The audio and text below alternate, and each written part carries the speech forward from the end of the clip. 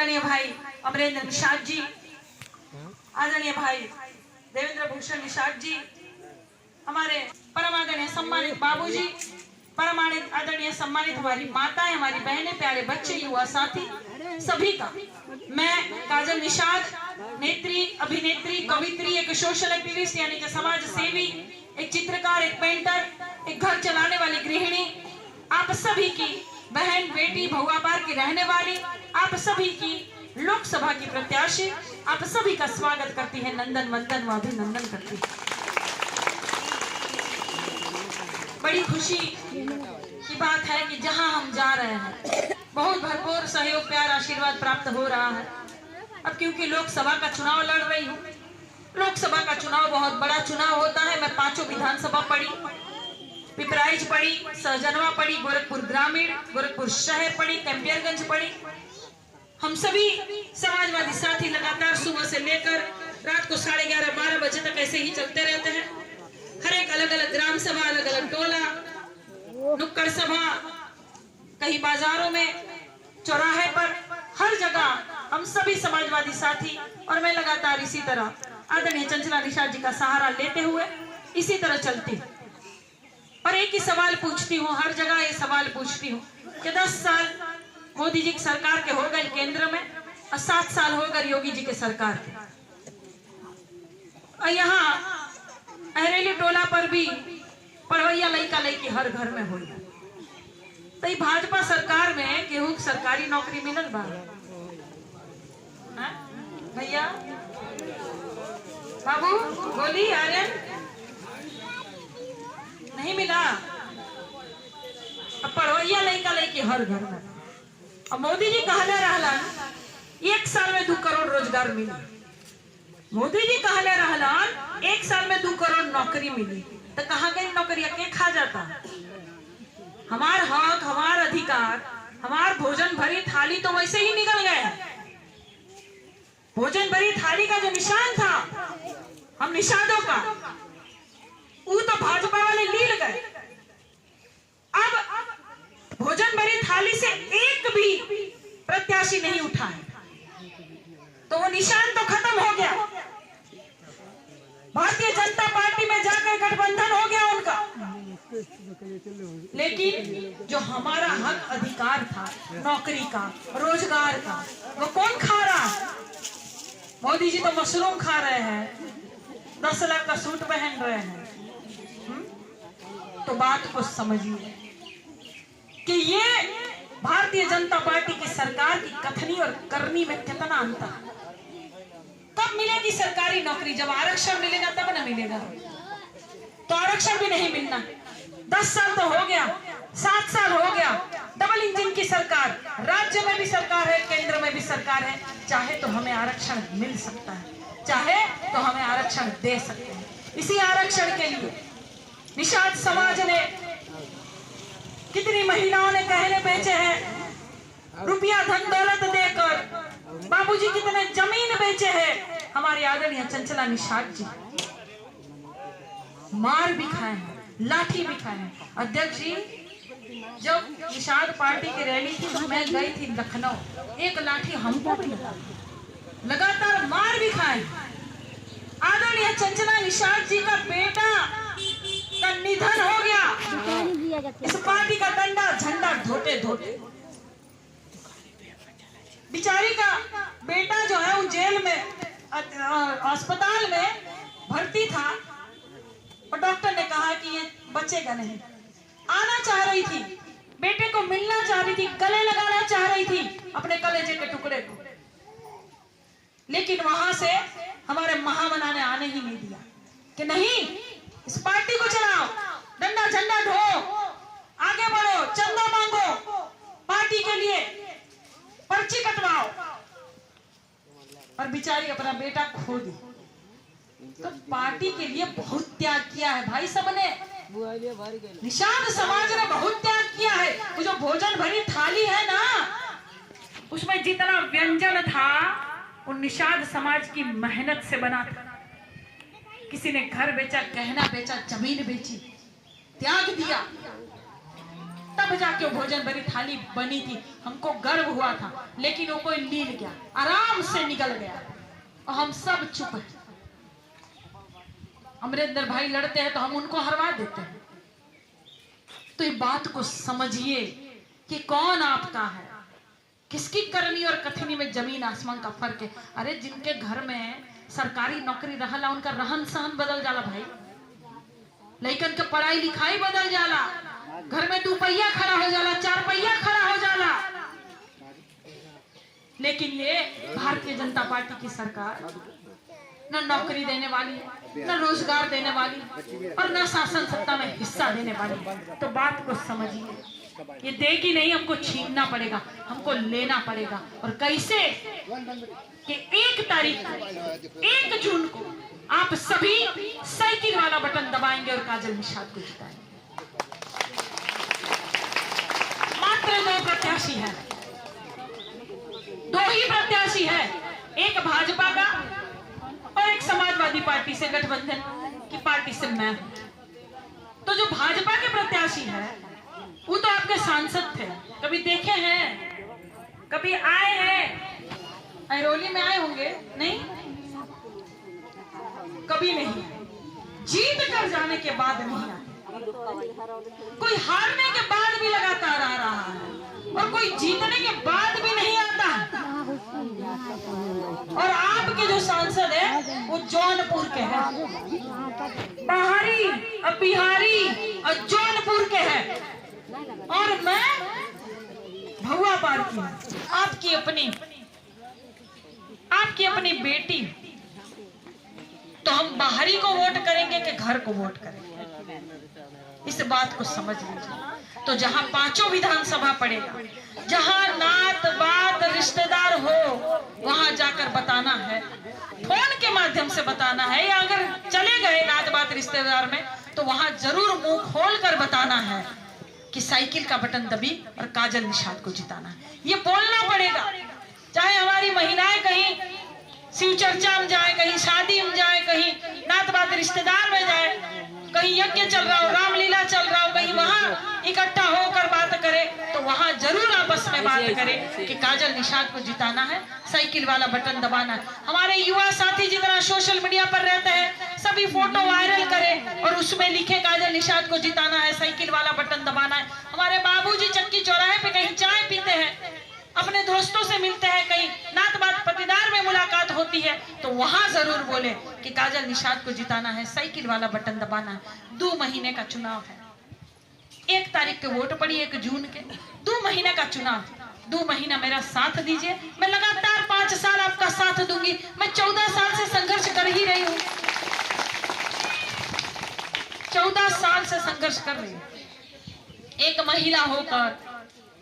अभी इन दिनों गोड़ भी टूटा तभी भी चल रही हूं। तो 14 साल से मैं संघर्ष कर रही हूं। 14 साल में श्री रामचंद्र जी का वनवास भी पूरा हो गया था। हमारा वनवास कब पूरा हो? अब की बार तो आप लोग चाहेंगे तो हमारो वनवास खत्म हो जाए। और दूसरी बात कि मेरी महिलाएं, सम्मानित महिलाएं जो है वो सोचती है कि कहीं तो 2 पैसा कहीं से आए तो बच्चों को पढ़ा लिखा दे। काहे कि नून रोटी खाकर माँ बाप अपने बच्चों को पढ़ाते लिखाते हैं, बाबूजी जमीन बेचकर अपने बच्चों को पढ़ाते हैं कि कहीं बच्चा जो है डॉक्टर बन जाए, इंजीनियर बन जाए, नात बात के जिला जवार के पटीदार के नाम रोशन हो जाए। लेकिन सरकार नौकरी नहीं दे रही है, शासन सत्ता में हिस्सा नहीं दे रही है। कितना ही डिग्री ले लीजिए, कितना ही पढ़ाई लिखाई कर लीजिए, या कितना ही एकलव्य की तरह ज्ञान बटोर लीजिए, अंत में हमारा अंगूठा काट लिया जा रहा है। तो बात को समझना होगा। हमारी महिलाएं जितनी है बेचारी समूह बनकर, दीदी बैठ जाइए, बैठ जाए, मैं खड़ी रहूंगी, नहीं हो नहीं कुछ नहीं, आप आराम से। हमारी महिलाएं जो है बेचारी समूह का लोन ले लेकर एकदम से प्रताड़ित हो जाती है। एक लोन चुकता नहीं है तब तो दूसरा लोन लेना पड़ जाता है। अब वो कैसे चुकाया जाए, ये सोच सोच के एकदम बेइज्जत हो रही है, प्रताड़ित हो रही है, एकदम अपमानित हो रही है। तो हमारी सरकार ने खासकर महिलाओं के लिए सोचा, हर एक महिला के लिए, जो समूह की है वो भी, जो नहीं है वो भी, हर एक महिला के लिए सोचा है कि अगर गठबंधन की सरकार बनी तो हर महिला को हर साल 1 लाख रुपया दिया जाए। हर महिला को 1 लाख रुपया जब मिलने लगेगा तो चाहे समूह की महिला हो तो अपना लोन चुका दे बेचारी, अपना कर्जा भर ले, चाहे कोई और महिला कोई और काम करना चाहे, चाहे कुछ रोजगार करना चाहे, बच्चों को पढ़ाने लिखाने में जो है मदद हो जाएगी। तो इस तरह का हमने सोचा है। दूसरा कि सहारा का जो पैसा अटका हुआ है, जिसके बारे में कोई बात नहीं कर रहा है, न मोदी जी बोल रहे हैं न योगी जी बोल रहे हैं। तो जब मैं हर लड़ाई लड़ती हूँ, दमदारी से हर लड़ाई लड़ती हूँ, तो सहारा का पैसा भी आप लोगों को वापस दिलाऊं। जब कुछ नहीं हो तो आपकी बेटी इतने दमदारी से लड़ रही है, और दमदारी से लड़ने का अधिकार मुझे समाजवादी पार्टी ने दिया, आप सबके प्यार सहयोग आशीर्वाद ने दिया। और समाजवादी पार्टी को कैसे भूल जाए कि मां फूलन देवी जेल की यातनाओं में थी, जेल में पीड़ा में थी, वो कई सालों से जेल में बंद थी। उनको छुड़ाया किसने? मुलायम सिंह यादव। किसने? समाजवादी पार्टी। किसने? यही साइकिल वाला चिन्ह। इन्होंने हमारी मां वीरांगना फूलन देवी को छुड़ाया। आज जिसे हम दुर्गा का रूप कहते हैं, आज जिसे हम वीरांगना फूलन देवी कहते हैं, गर्व से उनका नाम लेते हैं, उनको छुड़ाया। और छुड़ाने के बाद भी वो घर नहीं बैठी, उनको घर में नहीं बैठाया, उनको 2-2 बार सांसद बनाया, बड़ी अदालत में भेजा, नाम रोशन हुआ निषाद समाज का। हर कोई कहता था कौन हो भाई, मल्ला हो, सहानी हो, बिंद हो, केवट हो, कहार हो, कौन हो? तो हर कोई कहता था कि हम फूलन देवी वाले निषाद हैं। गर्व से नाम लेते थे, देश विदेशों में नाम हुआ। चौथी वीरांगना महिला बनकर वो पूरे देश के सामने आई। तो ये मान सम्मान किसने दिलाया? बेटा तनी शांत हो जा, हमारा दुकानदारी चला था लोग,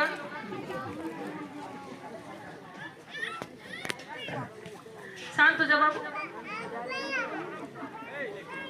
और दूसरी बात, कल 5 तारीख है, कल हमारे भगवान महाराज गुरुराज निषाद जी की जयंती। 5 तारीख को जयंती मनेगी और छुट्टी घोषित किया था, वो किसने किया था? समाजवादी पार्टी, माननीय अखिलेश यादव ने किया। यही साइकिल वाला चिन्ह कि महाराज गुरुराज निषाद की जयंती जब होगी तो अवकाश घोषित किया जाएगा, यानी छुट्टी दिया जाएगा। लेकिन इस छुट्टी को रद्द कर दिया गया। कैसे? योगी जी ने, भारतीय जनता पार्टी की सरकार ने इस छुट्टी को रद्द कर दिया। कहा कि ये कोई भगवान है क्या?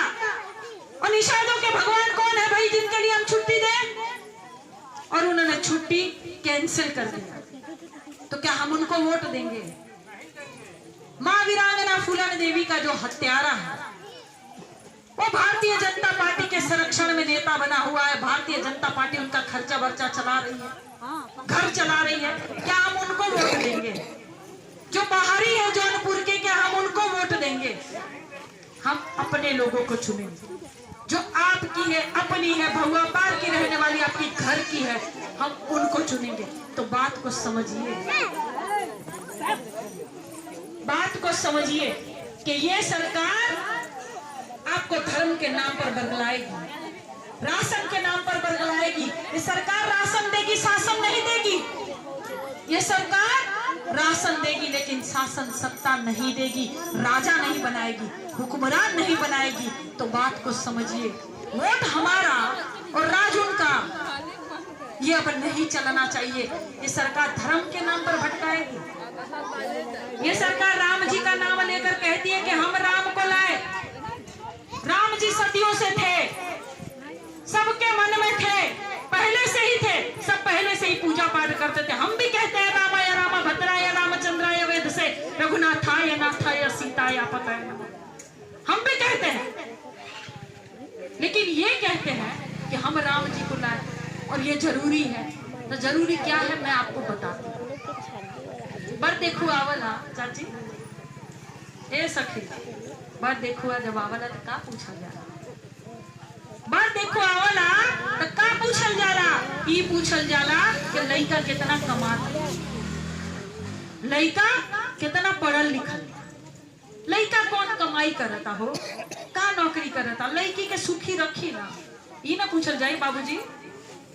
बर देखो आवे ना पूछल जाला, ई ना पूछल जाला कि लड़का कितना कावड़ ढोले बा, लड़का कितना राम नाम जपता, लड़का कितना घंटी अगरबत्ती बजावता, ई पूछल जाए। हाँ सखी का पूछल जाए हो, ई पूछल जाए कि लड़का कितना कमाता, लड़का कितना पढ़ल लिखल बा, कौन शिक्षा बा। हाँ भाई गोली आ रहे, शादी हो गया नहीं बाबू, तुम्हारा जब जाएगा वो देखूंगा मैं सर्टिफिकेट। तो क्या पूछल जाए कि आर्यन कितना पढ़ा लिखा है, गोली कितना कमाता, ये पूछल जाए। तो बात को समझिए, जरूरी काम ये धर्म के नाम पर भटकाते हैं। जरूरी बात शिक्षा, जरूरी बात कमाई, और यही भारतीय जनता पार्टी शिक्षा छीन रही है ताकि ये बच्चे टूर बने रहे। हमारे बच्चे कहाँ से कबूतर पढ़े और उनके बच्चे कहाँ से कंप्यूटर पढ़े। ये बात को समझिए कि ज्यादा गरीब बना रही है भारतीय जनता पार्टी की सरकार, गरीब को गरीब बना रही है, अमीर को अमीर बना रही है। 95% जनता को साजिश के तहत गरीब बनाया जा रहा है। 95% जनता साजिश के तहत गरीब हो रही है। इस बात को समझिए।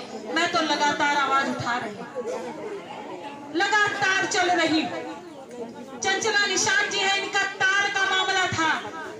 इनके गांव में दबंग सभी ताल को बांट रहे थे और ये सब महिलाएं मिलकर हमको बुलाई, काजल निषाद बहनी आ जाओ, इस ताल को दबंग सब बांट रहे। मैं गई, उस ताल में जितना बांटा हुआ निर्माण कार्य था सब ध्वस्त कराया, गिट्टी मिट्टी उठवाया, 2 लाख का पेनल्टी उन दबंगों पर लगाया। आपकी बहन कुछ भी नहीं है, आपकी बहन गांव की प्रधान भी नहीं है, तब भी इतना लड़ रही है। तो कुछ बन जाऊंगी तो कितना लड़ूंगी आप लोगों के लिए।